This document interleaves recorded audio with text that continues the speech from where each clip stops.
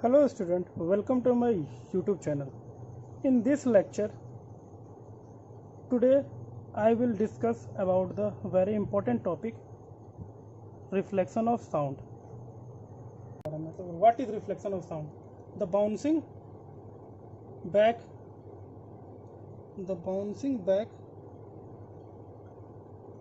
of sound when it strikes a hard surface is called reflection of sound. देखिए, reflection of sound क्या होता है? जब sound है ना किसी हार्ड सरफेस से स्ट्राइक करके हमें सुनाई देता है, उसे क्या बोलते हैं? Reflection of sound. तो चलिए एक फिगर बनाते हैं।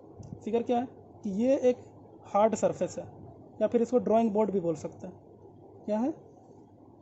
इसको बोलते हैं हार्ड सरफेस, या फिर इसको स्ट्राइकिंग सरफेस भी बोल सकते हैं। ठीक है। अब जैसे मान लीजिए कि यहाँ पर एक रेडियो है। ये क्या है? रेडियो। और ये हमारा क्या है? एक ट्यूब है।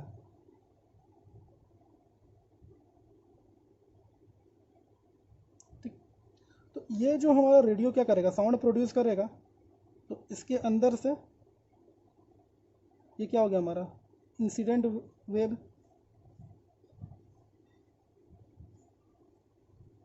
ठीक। एक इमेजिनरी लाइन ड्रॉ कर देते हैं जो कि परपेंडिकुलर होगा हार्ड सरफेस से। इसे क्या बोलेंगे? Normal wave. ठीक। और फिर से एक ट्यूब हम लोग यहाँ पे बना देते हैं। और यहाँ पर क्या हमारा ईयर है, कान है। तो ये क्या होगा ना, इंसिडेंट वेव क्या करेगा? ये हार्ड सरफेस से स्ट्राइक करके back into the same medium, मतलब कि ये जो साउंड रिफ्लेक्ट हुआ ना, इसे बोलेंगे हम लोग रिफ्लेक्टेड वेव ऑफ साउंड। ठीक। अब देखिए, नॉर्मल वेव और इंसिडेंट वेव के बीच में जो एंगल होता है उसे बोलते हैं angle of incidence of sound. और नॉर्मल वेव और रिफ्लेक्टेड वेव के बीच में जो एंगल होता है उसे कहते हैं angle of reflection of sound wave. Understood? तो law of reflection of sound जो है वो हमारा ओबे करता है law of reflection of light का। सिमिलरली, तो पहला क्या हो जाएगा? Angle of incidence of wave, मतलब sound wave, is equal to the angle of reflection of wave. बोल सकते हैं angle I is equal to angle R. और सेकेंड वन है the incident wave. Incident wave को हम यहाँ पर शॉर्टकट में लिख रहे थे, incident wave, normal wave and reflected wave meet at the same point of incidence and lie in the same plane। अब इसका मतलब समझाते क्या होता है। पहली बात तो एंगल ऑफ इंसिडेंट जो होगा एंगल ऑफ रिफ्लेक्शन का बराबर होता है, मतलब ये जो एंगल है और ये जो एंगल है हमेशा का हमेशा क्या होगा? इक्वल होगा। दूसरा क्या है? Incident wave, normal wave and reflected wave. देखिए, इंसिडेंट वेव, नॉर्मल वेव और रिफ्लेक्टेड वेव ये तीनों एक पॉइंट पे मीट कर रहा है ना, इसको बोलेंगे हम लोग पॉइंट ऑफ इंसिडेंस। ठीक है। तो स्टूडेंट, अब हम लोग वेरी इंपॉर्टेंट टॉपिक के बारे में पढ़ेंगे, वो है इको। इको क्या होता है? तो जैसे मान लीजिए कि कोई एक हॉल है। ठीक है। हॉल में कोई भी सामान नहीं रखा हुआ है। तो हॉल में जब हम लोग कुछ वर्ड बोलते हैं, जैसे हेलो बोलते हैं, तो हमें हमारा वर्ड हेलो फिर से सुनाई देता है। उसे क्या कहते हैं? गूंजना। तो इको का मतलब ही होता है गूंज। ठीक है। तो इसका डेफिनेशन क्या हो गया? The repetition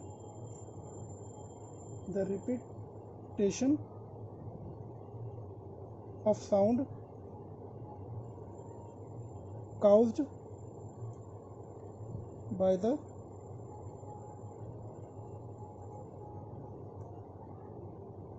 reflection of sound wave is called echo. ठीक है, क्या बोला जा रहा था? Repetition of sound caused by the reflection of sound wave is called echo. मतलब कि हम जो बोलते हैं एक बार जो हमें सुनाई देता है दोबारा, उसे क्या बोलते हैं? इको. लेकिन इन केस हमें 3 से 4 मैंने 2 से ज़्यादा बार अगर हमें हमारा वर्ड गूंज रहा है तो उसे क्या बोलेंगे? उस टर्म को बोलते हैं reverberation.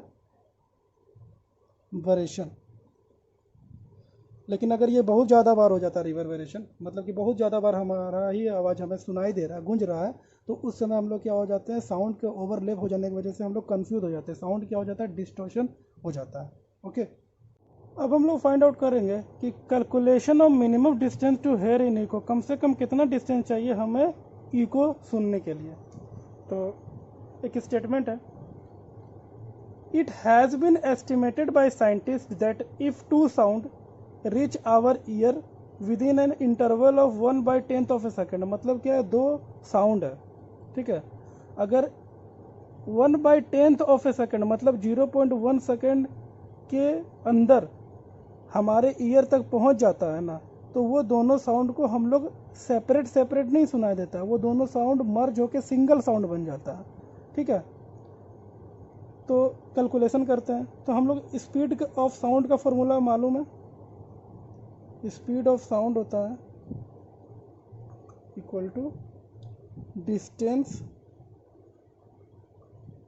Travel by time taken.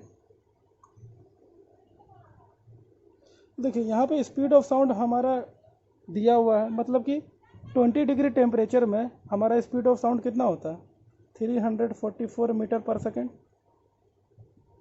Distance हमारा नहीं दिया हुआ, ठीक. और टाइम टेकन कितना है? 0.1 सेकेंड. क्रॉस मल्टीप्लिकेशन करेंगे तो क्या हो जाएगा? 34.4 मीटर हो जाएगा डिस्टेंस. ठीक है, तो कितना डिस्टेंस हो रहा है हमारा? 34.4 मीटर. मतलब क्या कि जैसे मान लीजिए ये आप है, ये क्या है? कोई पर्सन है, मेन है, और ये हमारा क्या है? वॉल है. तो यहाँ से यहाँ तक क्या हुआ? यहाँ से एक पर्सन है जो साउंड प्रोड्यूस करता है, वो वॉल तक गया, और वॉल के बाद क्या हुआ? फिर ये रिफ्लेक्ट हुआ. तो टोटल डिस्टेंस कितना हुआ? यहाँ से यहाँ तक है, यहाँ से यहाँ तक का 34.4. ठीक है, तो लेकिन यहाँ पर क्या करेंगे ना, कि साउंड जो है पहले इंसिडेंट हो रहा है वॉल पे, फिर रिफ्लेक्ट हो रहा है अगेन मेन के पास. यहाँ पर क्या हो जाएगा? इसको 2 से हम लोग डिवाइड कर देंगे. तो मतलब कितना चाहिए? 17.2 मीटर कम से कम डिस्टेंस होना चाहिए मिनिमम हमको इको सुनने के लिए. Understood? This is very important topic for your sound chapter. अब हम लोग पढ़ेंगे the some special terms of sound chapter. पहला क्या है? इंफ्रासोनिक. तो इंफ्रासोनिक क्या होगा? The sound frequency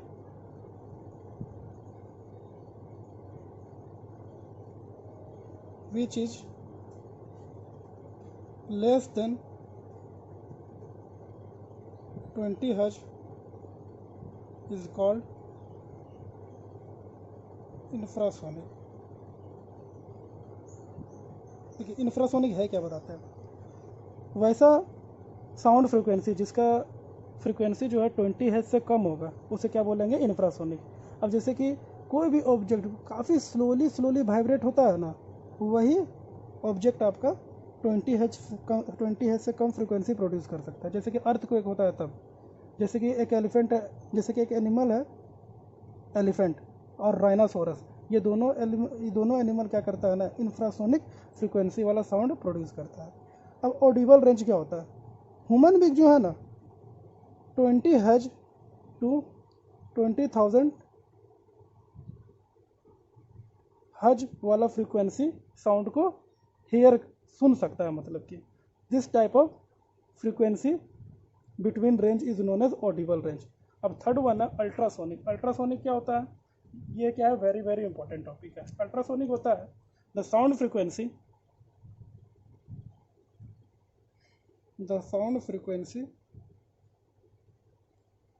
which is greater than 20,000 Hz is called ultrasonic. अब देखिए डॉग कम से कम 15,000 हर्ज वाला फ्रीक्वेंसी साउंड प्रोड्यूस करता है, इसलिए डॉग को है ना पुलिस जो है अपना इन्वेस्टिगेशन में इसको इस्तेमाल करता है। दूसरा एक एग्जांपल ले लेते हैं बैट्स। बैट्स है ना कम से कम 1,20,000 फ्रीक्वेंसी वाला साउंड क्या करता है, प्रोड्यूस करता है। ओके, अल्ट्रासोनिक साउंड का है ना बहुत सारा एप्लीकेशन है। वो एप्लीकेशन कौन कौन सा है, चलिए पढ़ते हैं। देखिए फर्स्ट वन है it is used in industry for detecting cracks in metal block without damaging them. तो होता क्या है कि मेटल के अंदर जो क्रैक आ जाता है ना उसको डिटेक्ट करने के लिए यूज होता है अल्ट्रासाउंड। सेकेंड वन है it is use to investigate the internal organ of the human body such as liver, gall bladder, pancreas, kidney, uterus and heart etcetera. Hospital में liver, gall bladder, pancreas, kidney, uterus, hearts के अंदर क्या ऐसा problem है उसको हम लोग कैसे इन्वेस्टिगेट फाइंड आउट करते हैं, by the help of ultrasound. Third one है ultrasound scan are use to monitor the development of fetus. Fetus का मतलब होता है अनबॉर्न बेबी, वैसा बच्चा जो माँ के पेट में है, ठीक है, उसके डेवलपमेंट के बारे में अगर हमें जानना हो तो हम लोग किसके द्वारा जान सकते हैं, by the help of ultrasonic scan. Fourth one है it is use to break kidney stone into a fine grain. देखिए किडनी में जो स्टोन हो जाता है ना उसको ब्रेक करके छोटा ग्रेन में कन्वर्ट कर देता है ultrasound. And the fifth one is very important it is used in sonar apparatus to measure the depth of the sea. तो देखिए सोनार का मतलब क्या होता है, सोनार एसओ का मतलब होता है साउंड, एन का मतलब होता है नेविगेशन, ए का मतलब होता है एंड आर का मतलब होता है रेंजिंग। अब हम लोग पढ़ेंगे सोनार के बारे में। देखिए सोनार होता क्या है, it stand for sound navigation and ranging. ये जो सोनार है ना एक शिप मतलब कि पानी वाला जहाज होता है उसमें एक डिवाइस होता है सोनार, उसमें ये लगा हुआ रहता है जो कि यूज़ होता है उस सी का गहराई को मेज़र करने में। ओके, तो देखिए ये हमारा क्या है, बॉटम ऑफ द सी, ये हमारा क्या है, top of the sea water, the water.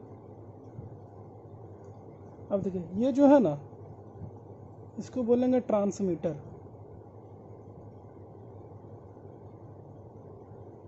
और ये क्या है हमारा रिसीवर। एक्चुअली हम लोग समझने के लिए है ना इस डायग्राम में ट्रांसमीटर और रिसीवर को अलग अलग ड्रॉ किए हैं, लेकिन एक्चुअली में शिप में जो सोनार डिवाइस में ट्रांसमीटर और रिसीवर है ना एक ही जगह होता है, ठीक है। हम लोग समझने के लिए दोनों अलग अलग ड्रॉ किए हैं। तो अब यहाँ हो क्या रहा है ना, ट्रांसमीटर जो क्या कर रहा है 50,000 हर्ट्ज वाला फ्रीक्वेंसी प्रोड्यूस करता है और ये पानी के अंदर जाता है। अब देखिए ये क्या हमारे पास मिल गया कि हार्ड सरफेस, वहाँ से क्या होगा ये रिफ्लेक्ट होगा, मतलब कि एक इको प्रोड्यूस करेगा। और ये जो इको है ना ये इस इको को कौन रिसीव करेगा, रिसीवर, ठीक है। तो अब एक बात देखिए, अब देखिए साउंड का स्पीड जो है ना पानी में वाटर में कितना होता है 1500 मीटर पर सेकेंड। एक बात और जानेंगे, सोनार जो है it is use to find या फिर बोलेंगे measure it is use to measure the depth of the sea. अब एक क्वेश्चन है इससे रिलेटेड जो एकदम क्लियर कर देगा इस टॉपिक को। क्वेश्चन है a sonar device attach to a ship send ultrasonic wave in the C.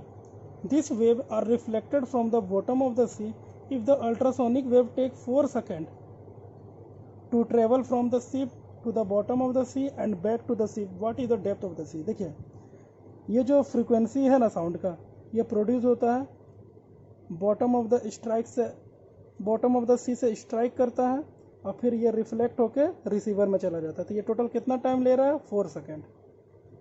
Time कितना है? 4 सेकेंड। स्पीड का फॉर्मूला क्या होता है? Distance by time. स्पीड कितना है साउंड का वाटर में? 1500 मीटर पर सेकेंड। अब देखिए मान लीजिए यहाँ से यहाँ तक का डिस्टेंस को हम लोग डी मान लेते हैं, तो यहाँ से लेके यहाँ तक का भी डिस्टेंस डी हो जाएगा। तो डिस्टेंस क्या हो गया? 2d, डी प्लस डी, और टाइम कितना? 4 सेकेंड। क्रॉस मल्टीप्लिकेशन करेंगे तो 6000 is equal to 2d, cut जाएगा 3000, तो डिस्टेंस कितना हो जाएगा? 3000 मीटर। मतलब क्या है कि ये जो शिप से ये बॉटम ऑफ द सी का डिस्टेंस क्या हो जाएगा? 300,000 मीटर। अंडरस्टूड? हेलो स्टूडेंट, देखिए यहाँ पर हम लोग पढ़े कैरेक्टरिस्टिक ऑफ साउंड। पहले हम लोग पढ़े थे कैरेक्टरिस्टिक ऑफ साउंड वेव, तो कंफ्यूज नहीं होना, ये है हमारा कैरेक्टरिस्टिक्स ऑफ साउंड है, ठीक है। तो पहला कैरेक्टरिस्टिक्स क्या है? लाउडनेस। तो लाउडनेस क्या होता है, ठीक है। अब जैसे मान लीजिए कि कोई भी साउंड अपैरेटस है, अगर उसमें हम लेस एनर्जी अप्लाई करेंगे ना तो स्मॉल एम्पलीट्यूड बनेगा। तो स्मॉल एम्पलीट्यूड जिसमें बनेगा ना वो सॉफ्ट साउंड प्रोड्यूस होगा, ठीक है। तो जैसे मान लीजिए कि एक हम लोग ड्रॉ कर देते हैं डेंसिटी और डिस्टेंस का ग्राफ, ठीक है। तो इसमें मान लीजिए लेस एनर्जी अप्लाई करेंगे ना तो इसका एम्पलीट्यूड क्या होगा? ये इसका हो गया एम्पलीट्यूड, जो कि काफ़ी कम है। तो यहाँ पर कौन सा साउंड प्रोड्यूस होगा? सॉफ्ट साउंड प्रोड्यूस होगा, ठीक है। अब जैसे मान लीजिए फिर एक डेंसिटी और डिस्टेंस का एक ग्राफ ड्रॉ करते हैं। यहाँ पर हम लोग हाई एनर्जी अप्लाई करेंगे ना तो यहाँ पर क्या होगा? एम्पलीट्यूड जो है वो बड़ा होगा, ग्रेटर होगा, ठीक है। देखिए इसके कंपेयर में ये जो एम्पलीट्यूड का डिस्टेंस है वो ज़्यादा है ना, यहाँ पर कौन सा साउंड प्रोड्यूस होगा? लाउड साउंड प्रोड्यूस होगा, ओके। तो हम लोग बोल सकते हैं ना कि लाउडनेस ऑफ ए साउंड जो है ना किस पे डिपेंड करता है? एम्पलीट्यूड में। किस पे? एम्पलीट्यूड में। अंडरस्टूड? अब आ जाते हैं हम लोग पिच में। देखिए पिच क्या है? It is depend on frequency of A sound. अब फ्रीक्वेंसी का डेफिनेशन हम लोग को मालूम है कि द नंबर ऑफ वाइब्रेशन पर second is called frequency of A sound. तो एक बात और जानेंगे कि कैसे हम लोग है ना कोई वॉइस को पहचान पाते हैं, मेन का वॉइस है या फीमेल का वॉइस है। क्योंकि मेन का आदमी का जो वॉइस होता है ना उसमें लो पिच होता है, मतलब कि लो फ्रीक्वेंसी होगा, और फीमेल का जो वॉइस होता है ना उसमें हाई पिच होता है, मतलब हाई फ्रीक्वेंसी होगा। जैसे मान लीजिए कि एक ग्राफ हम लोग ड्रॉ करते हैं डेंसिटी डिस्टेंस का, और लो पिच है, जैसे कि मान लीजिए इसमें ये क्या है? Low pitch. मतलब 1 सेकेंड में देखिए बहुत कम फ्रीक्वेंसी हो रहा है ना, बहुत कम साइकिल यहाँ पे रोटेट हो रहा है, तो ये क्या हो गया? Low pitch. मतलब ये लो फ्रीक्वेंसी हो गया। अब यहाँ पे देखिए यहाँ पर 1 सेकेंड में बहुत सारा वाइब्रेशन हो रहा है, तो इसका मतलब ये क्या हो गया? High pitch. हाई पिच का मतलब high frequency, okay. Third characteristics है quality. It is that characteristics of musical sound which enable us to distinguish between the sound of same pitch and loudness. देखिए कोई साउंड है जिसका pitch और loudness दोनों sound का क्या है? सेम है। सेम पिच इसमें भी है, सेम पिच इसमें भी। देखिए ऊपर में फिगर दिख रहा है ना आपको, सेम पिच इसमें भी है, सेम पिच इसमें भी है, सेम लाउडनेस इसमें भी है, सेम लाउडनेस इसमें भी है। लेकिन म्यूजिकल इंस्ट्रूमेंट दोनों का क्या है? अलग अलग है। तो हम लोग पहचान लेते हैं ना कि कौन सा साउंड फ्लूट का है और कौन सा साउंड वायलिन का है, ओके। तो हम लोग बोल सकते हैं कि it is depend on the shape of sound wave, कि दोनों फ्लूट और वायलिन में साउंड वेव जो है उसका शेप क्या दोनों में डिफरेंट डिफरेंट है। Understood? The human ear. What is human ear? The year are sense organ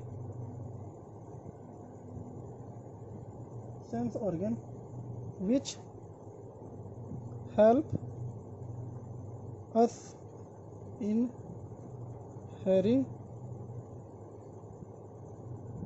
sound. Okay, अब देखिए ये जो ह्यूमन ईयर है ना, इसका हम लोग कंस्ट्रक्शन के बारे में पहले पढ़ेंगे। तो कंस्ट्रक्शन क्या होता है, ये जो हमारा है ह्यूमन ईयर है, ठीक है। ह्यूमन ईयर 3 पार्ट में डिवाइडेड होता है। तो ये जो पार्ट है यहाँ से लेके यहाँ तक, ये है हमारा आउटर ईयर। यहाँ से लेके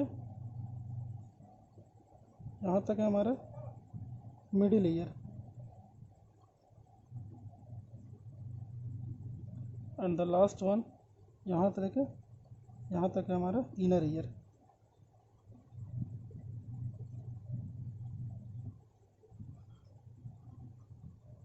ओके, अब देखिए ये जो हमारा ईयर जो है आउटसाइड से, बाहर से जो दिखता है ना जो पार्ट, इस पार्ट का नाम क्या है, पीना। उसके बाद आ जाता है 2 से 3 सेंटीमीटर का होता है ईयर कैनल।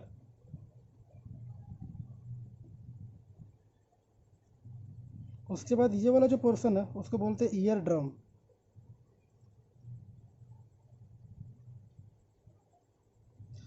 अब आ जाते हैं मिडिल ईयर में। तो मिडिल ईयर में ना there are 3 tiny small bone.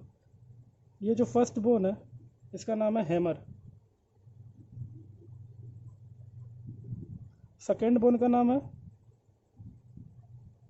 Anvil, and the third bone is known as stirrup. ये मिडिल ईयर का जो लोअर पार्ट होता है, ये जो छोटा सा ट्यूब जैसा बना हुआ है, इसका नाम है यूस्टेचियन ट्यूब।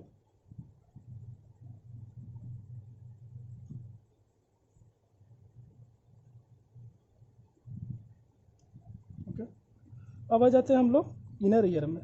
तो इनर ईयर में ये जो पोर्शन है इसे बोलते हैं ओवल विंडो।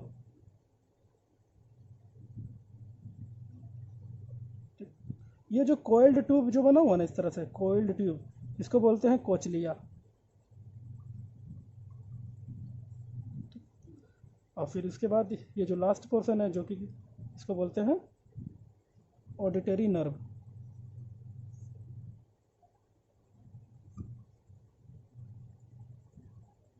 तो ये हमारा हो गया construction of human ear. Okay, अब हम लोग पढ़ेंगे the working of human ear. ये जो ह्यूमन ईयर है ये काम कैसे करता है, चलिए रीड करते हैं। The sound wave are collected by the pinna of outer ear. देखिए ये आउटर ईयर का जो पीना वाला पोर्शन है ना, ये क्या करता है, साउंड वेव को कलेक्ट करता है। और साउंड वेव क्या होगा, इंटर करेगा, पास करेगा ईयर कैनल से। ये जो 2 से 3 सेंटीमीटर लंबा ईयर कैनल है ना, यहाँ से पास करेगा। उसके बाद ये जो साउंड वेव है किस पे फॉल करेगा, ईयर ड्रम पे। तो साउंड वेव जो है ना consist of compression and rarefaction. देखिए स्टेटमेंट में भी लिखा हुआ है ना, कंप्रेशन का मतलब होता है हाई प्रेशर और रेयरफेक्शन का मतलब होता है लो प्रेशर। तो when the compression of sound wave strike the ear drum, देखिए जब साउंड वेव का कंप्रेशन ईयर ड्रम में स्ट्राइक करेगा तो ईयर ड्रम का जो प्रेशर है ना वो इंक्रीज हो जाएगा और ये इनवर्ट की तरफ मूव करेगा ईयर ड्रम। लेकिन जब साउंड वेव का जो रेयरफेक्शन है मतलब कि लो प्रेशर है, जब ईयर ड्रम पे फॉल करेगा तो ईयर ड्रम का जो प्रेशर है ना वो डिक्रीज हो जाएगा और ये आउटवर्ड की तरफ मूव करेगा। जिस वजह से यही 2 कारण है कि ईयर ड्रम जो है ना वाइब्रेट करता है। अब देखिए अगर ईयर ड्रम वाइब्रेट करेगा तो क्या होगा, the vibrating ear drum causes a small bone hammer to vibrate. देखिए ईयर ड्रम के वाइब्रेट होने की वजह से ना ये जो स्मॉल बोन हैमर है वो भी वाइब्रेट करेगा। From hammer vibration are passed on to the second bone anvil. अब हैमर से क्या होगा, वाइब्रेशन एनविल में पास हो जाएगा and finally to the third bone stirrup, फिर उसके बाद स्टीरप में पास हो जाएगा vibration. The vibrating stirrup strike on the membrane of the oval window and passes it vibration to the liquid in the cochlea. अब क्या होगा, stirrup से जो वाइब्रेशन है ना वो ओवल विंडो के थ्रू कोचलिया में पास हो जाएगा। ठीक है, अब कोचलिया में जो लिक्विड है वो भी क्या करेगा, वाइब्रेट करने लगेगा। Due to this the liquid in the cochlea begin to vibrate. The vibrating liquid of cochlea set up electric impulses in the nerve cell.